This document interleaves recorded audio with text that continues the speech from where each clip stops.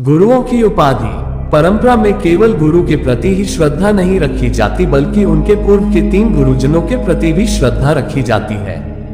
गुरुओं की संज्ञाएं इस प्रकार हैं। गुरु वर्तमान गुरु, परम गुरु वर्तमान गुरु के गुरु, परात्पर गुरु परम गुरु के गुरु, परमेष्टि गुरु परतपर गुरु के गुरु। परंपरा का महत्व। यास्क ने स्वयं परंपरा की प्रशंसा की है।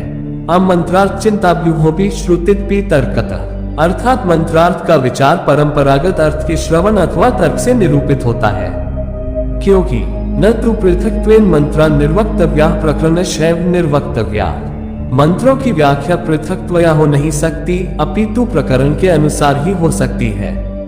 न येषु प्रत्यक्षमस्ति अनुष्यरित पसोवा, वेदों का अर्थ किसके द्वारा संभव है। इस विषय पर यास्क का कथन है कि मानव न तो ऋषि होते हैं न तपस्वी तो मंत्रार्थ का साक्षात्कार कर नहीं सकते। गुरु शिष्य परंपरा आध्यात्मिक प्रज्ञा का नई पीढ़ियों तक पहुंचाने का सोपान। भारतीय संस्कृति में गुरु शिष्य परंपरा के अंतर्गत गुरु शिक्षक अपने शिष्य को शिक्षा देता है या कोई विद्या सिखाता है। बाद में वही शिष्य गुरु के रूप में दूसरों को शिक्षा देता है। यही क्रम चलता जाता है। ये परंपरा सनातन धर्म की सभी धाराओं में मिलती है। गुरु शिष्य की यह परंपरा ज्ञान के किसी भी क्षेत्र में हो सकती है, जैसे अध्यात्म, संगीत, कला, वेदाध्ययन, वास्तु आदि। भारतीय संस्कृति में गुरु का बहुत महत्व है। कहीं गुरु को ब्रह्मा विष्णु महेश कहा गया है तो कहीं गोविंद। सिख शब्द संस्कृत के शिष्य से व्युत्पन्न है। गु शब्द का अर्थ है अंधकार अज्ञान और रू शब्द का अर्थ है प्रकाश ज्ञान। अज्ञान को नष्ट करने वाला जो ब्रह्म रूप प्रकाश है वह गुरु है। आश्रमों में गुरु शिष्य परंपरा का निर्वाह होता रहा है।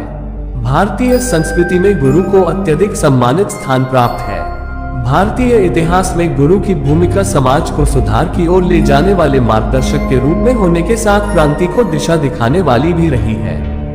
भारतीय संस्कृति में गुरु का स्थान ईश्वर से भी ऊपर माना गया है। गुरुर ब्रह्मा गुरुर विष्णु गुरुर्देवो महेश्वर, गुरु साक्षात पर ब्रह्म तस्मै श्री गुरुवे नमः।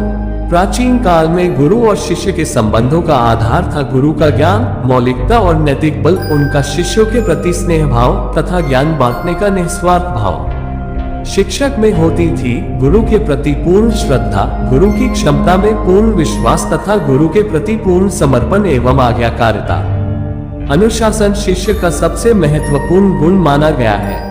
आचार्य चाणक्य ने एक आदर्श विद्यार्थी के गुण इस प्रकार बताए हैं। काकचेष्टा बको ध्यान श्वान निद्रा तथैवच, अल्पाहारी गृहत्यागी विद्यार्थी पंचलक्षण। गुरु और शिष्य के बीच केवल शाब्दिक ज्ञान का ही आदान प्रदान नहीं होता था, बल्कि गुरु अपने शिष्य के संरक्षक के रूप में भी कार्य करता था।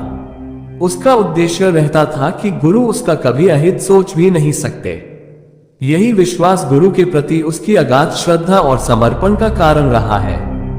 गीता में भगवान श्री कृष्ण जी ने गुरु शिष्य परंपरा को परंपरा प्राप्तम योग बताया है। गुरु शिष्य परंपरा का आधार सांसारिक ज्ञान से शुरू होता है, परंतु इसका चरमोत्कर्ष आध्यात्मिक शाश्वत आनंद की प्राप्ति है, जिसे ईश्वर प्राप्ति व मोक्ष प्राप्ति भी कहा जाता है। बड़े भाग्य से प्राप्त मानव जीवन का यही अंतिम व सर्वोच्च लक्ष्य होना चाहिए।